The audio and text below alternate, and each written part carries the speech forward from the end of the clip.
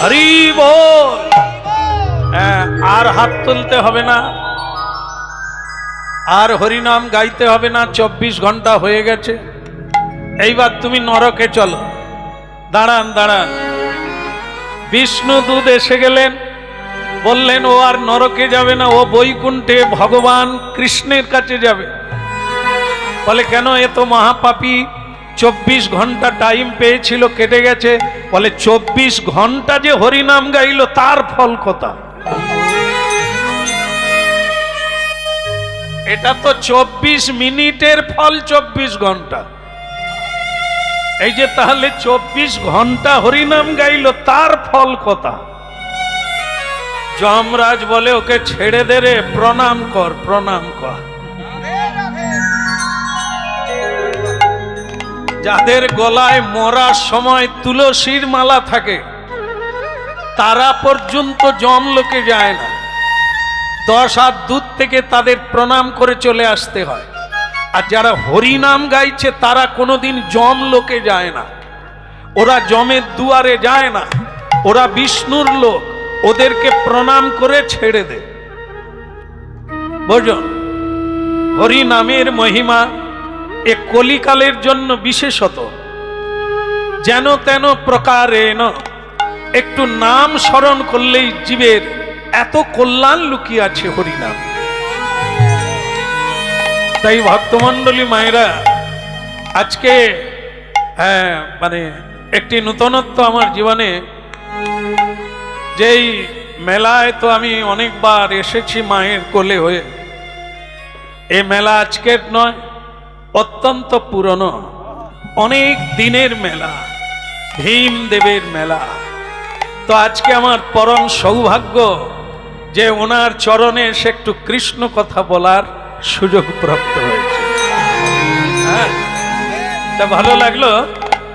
আর সব তো আপনারা জানেন যে মহাভারতের ভগবান শ্রীকৃষ্ণ হচ্ছে নায়ক, আর পঞ্চ পাণ্ডব তো 5 জন দেবতা। তারা যে পূজা পাবে ইথে কোনো সন্দেহ নাই। এনারা তো দেবতা পূজা পাবেন, কলিকালে মানুষ পূজা পায় দেবতার আসনে। যখন মানুষের মধ্যে দেবতার কর্ম হয়, মানুষকে মানুষ পুজো করে, সম্মান করে, প্রণাম করে, এই হচ্ছে মনুষ্যত্ব। জন্ম হোক যথা তথা, কর্ম হোক বড়। আজকে ভারতবর্ষে দুটো জিনিসে মহান হওয়া যায়, একটা হচ্ছে কর্মে মহান, আর একটা ধর্মে মহান।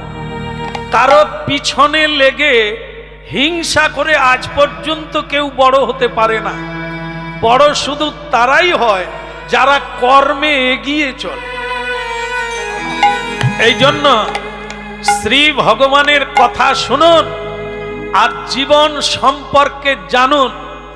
এখনো যে কটা দিন আছে, যদি একটু পরিবর্তন করা যায়।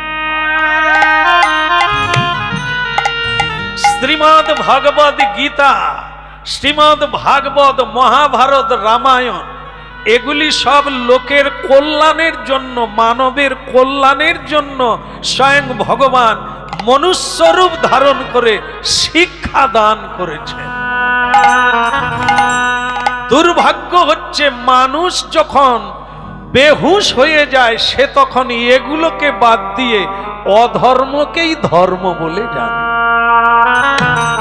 তবে ভারতীয় সংস্কৃতি, এখনো আমরা ক্লাবে ক্লাবে গিয়ে হরিনাম গাই, এটি একটা সৌন্দর্য জিনিস। ক্লাবের ছেলেরা হরিনামে আকৃষ্ট হয়েছে মহাপ্রভুর কথায়, তারা হরিনাম করায়, বহু মানুষকে সেবা দান করে, বৈষ্ণব সেবার আয়োজন করে। আজ এখানে বিভিন্ন অনুষ্ঠানের মধ্যে কীর্তন অনুষ্ঠানও রেখেছে। এটি জানতে হবে কমিটির মধ্যে নিশ্চয়ই কৃষ্ণ ভক্ত রয়েছে। এই যেমন আমি এই গেটে ঢুকছি, ঢুকতে ঢুকতে একটি যুবতী বলছে, ওগো কথা ড্যান্স হবার কথা ছিল, কার গাড়ি ঢুকছে? বলে তো হরে কৃষ্ণ লিখা, এ তো মরার সময় লাগে, এখন কি ঢুকে যাচ্ছে? আমি তখন মুখ বাড়িয়ে বলি নিশ্চয়ই তাহলে কারো মরার সময় হয়েছে। হ্যাঁ, তা তুমি বলতে পারো মা তুমি কবে মরবে, কোন সালে? বলে সেটা কেউ বলতে পারে? ঠিকই বলেছ, 1 মিনিট পরেও হতে পারে, তোমারও মৃত্যু হতে পারে। অতএব হরি নামের কোনো দিনক্ষণ নেই, যদি প্রতিদিন বলতে পারো ভালো, আর না হলে মাঝে মধ্যেও করো যদি টিকে থাকতে পারো।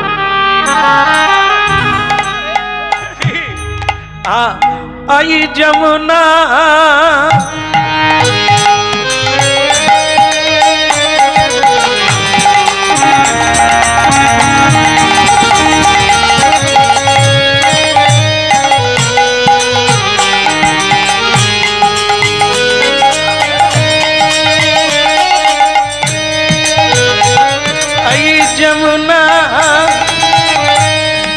যমুনা পুলিনে কদম্ব কাননে কিহে দিনু সখীরা।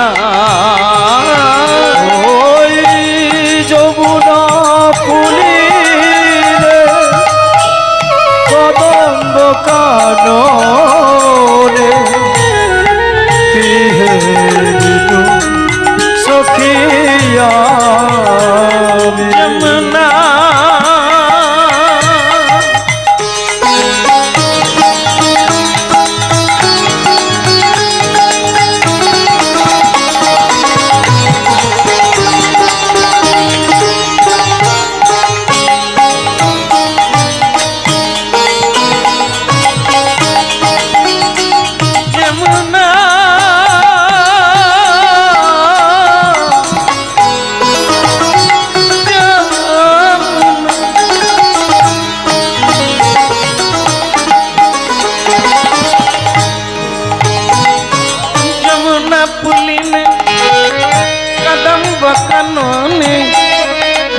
দিনু সখীরা, কিহে দিনু সখীরা। ওই যমুনা পুলিনে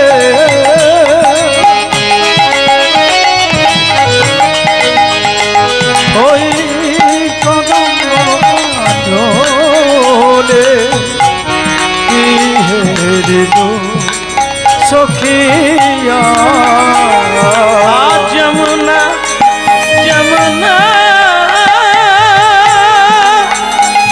যমুনা না যমুনা যমুনা যমুনা যমুনা যমুনা যমুনা যমুনা পুলিনে। কিছু মনে করবেন না, জায়গাটা আমার ভালো লেগেছে, খুব পরিবেশ সুন্দর, কিন্তু যে ঘটনা এখনই ঘটে গেল এরপরে আর বলা যায় না এই জায়গা ভালো। এটা বৃন্দাবন, এই জায়গার নাম কি? কুলবেড়িয়া, তাই না? এনারা বলে বৃন্দাবন। আপনারা সবসময় কি ঘুরে থাকেন নাকি? যেখানেই যান সেটা বৃন্দাবন হয়ে যায়? তাহলে ওনারা ভুল বলছেন না যারা কুল বেরিয়ে বলছে তারা ভুল বলছে? যমুনা যমুনা অতপন তনয়া যমুনা।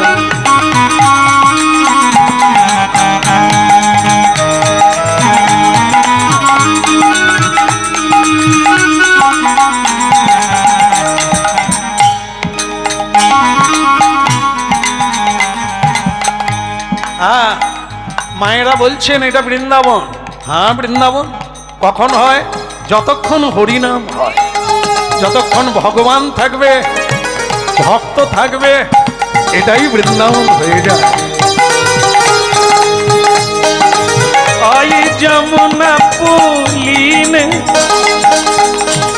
কদম্ব কাননে কি হে বিনু সখী আ আ। ওই যমুনা পুলি রে কদম কাননে কি হে বিনু সখী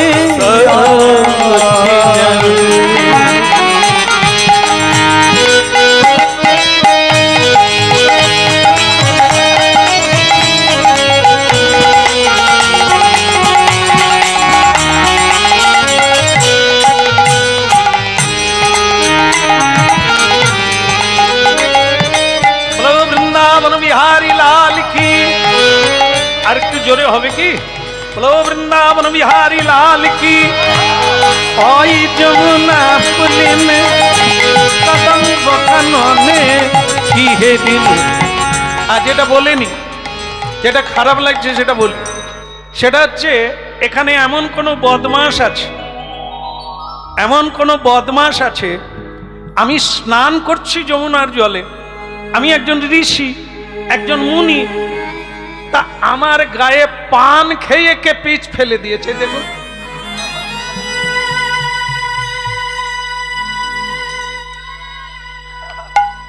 আমার গায়ে পান খেয়ে পিচ ফেলছে, আপনারা নিতাই গৌর। এটা কোন দলের লোক আমি বুঝতে পারি না। গালব ঋষি, মহাতেজা ঋষি, ভক্তমন্ডলী মায়েরা স্নান করছে বৃন্দাবনের যমুনাতে, তার গায়ে কে পান খেয়ে পিচ দিয়ে দিয়েছে। ওই অসম্ভব ব্যাপার, রেগে গিয়ে বলে আরে কে রে, একবার বাইরে আয়, একবার বদনটা দেখা। আর তোর একদিন কি আমার একদিন, দেখে নেব আজ তোকে আমি। সাধুকে প্রণাম করতে হয়, সাধুকে নমস্কার করতে হয়, উপদেশ নিতে হয়, শ্রদ্ধা করতে হয়, আর তুই উচ্ছিষ্ট আমার গায়ে দিয়ে দিলি। এ কোন জায়গা রে? তোর বাবা মা কেমন রে? যার মা ভালো তার ছা ভালো। এরে নিম গাছে নিম ফলই হয়, নিশ্চয়ই তোর মা বাবাও বোধহয় গুরু গ্রহণ করেনি। তোর মা বাবা বোধহয় সাধু সন্ন্যাসীকে শ্রদ্ধা করেনি, নালে তোর জন্ম হলো কোথা থেকে? এটা কোন জায়গা? এই জায়গার মানুষের কেমন আচরণ হওয়া উচিত? হ্যাঁ, এটা এত পবিত্র জায়গা। হ্যাঁ, মাইকে ঘোষণা করছিলেন এটা তীর্থ, তা সেই তীর্থে কি এরকম ব্যর্থকাম মানুষ আছে? কে? ভক্তমন্ডলী মায়েরা একটা জিনিস লক্ষ্য করবেন, নামটা কি বলা হলো? গালব ঋষি।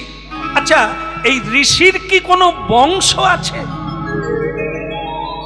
আপনারা হরিনাম শুনছেন, অতি ভাগ্যবান আপনারা। আপনারা কারা? আপনাদের গোত্র কি? এ তো গড়া জানলে আপনারা অবাক হয়ে যাবে। আপনারাও ঋষি বংশের ছেলে, প্রত্যেকে ঋষি বংশের কন্যা।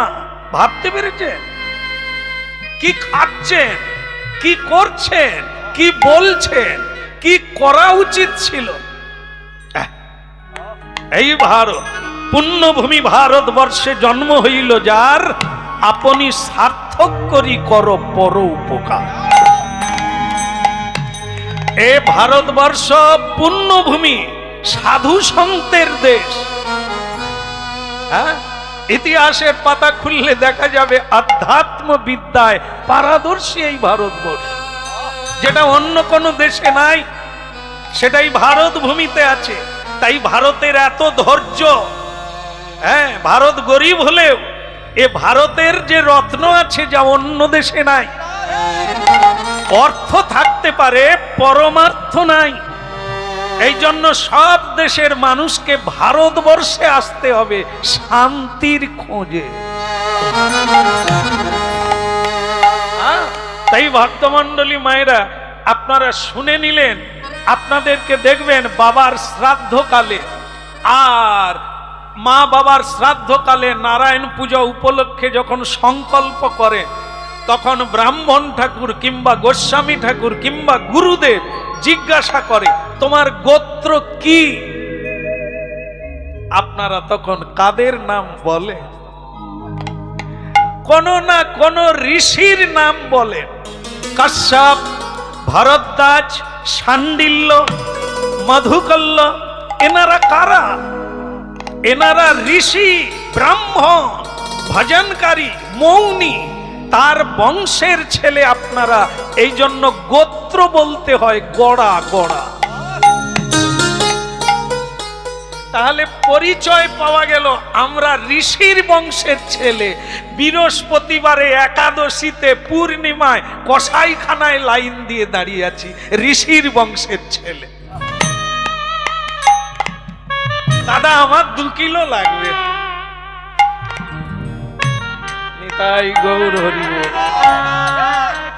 আর বাবা মা মরে গেলে শ্রাদ্ধের সময় বলুন আমার গোত্র তো কাশ্যপ। তুমি জানো বেটা কাশ্যপ কে? কাশ্যপ মুনি, তার বংশের ছেলে, তাই তোমাকে গোত্র বলতে হয়। তুমি সুরা পান করছো, ধূমপান করছো, ওগুলো কি ঋষি মুনি করে? হ্যাঁ, আর আমার মায়েরা যারা আছেন তারা তো ঋষি বংশের কন্যা। হ্যাঁ, ভক্তিমতী হবে, পূজনীয়া হবে, আর পুণ্যাত্রী হবে, সতী সাধ্বী হবে। হ্যাঁ, তারা কি করছে সেটা আপনারা মিলাবেন। আর ঋষির বংশের কোনো মর্যাদা আছে কি না? হ্যাঁ, মানুষ নাকি এগিয়ে যাচ্ছে, চাঁদে চলে যাচ্ছে কম্পিউটারের যুগে। হ্যাঁ ভি ঠিক হ্যাঁ, চাঁদে ভি যাচ্ছে, নরকেও ভি যাচ্ছে। টাকা রোজগার আগের থেকে বেড়ে গেছে, কিন্তু শান্তি জানালা দিয়ে পালিয়ে গেছে। কি শান্তি তো তার ঘরে থাকে যার ঘরে আচরণ থাকে, যার ঘরে সত্য থাকে, যার ঘরে মর্যাদা থাকে, তার ঘরে শান্তি থাকে। না হলে দেখেন কি অবস্থা, জরাসন্ধের ঠ্যাং চিরে দিয়েছে।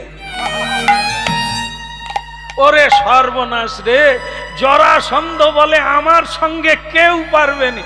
ভগবান শুধু একটা নারকেলের পাতা চিরে ভীম ঠাকুরকে দেখিয়ে দিয়েছে, ফাঁকা করে দে,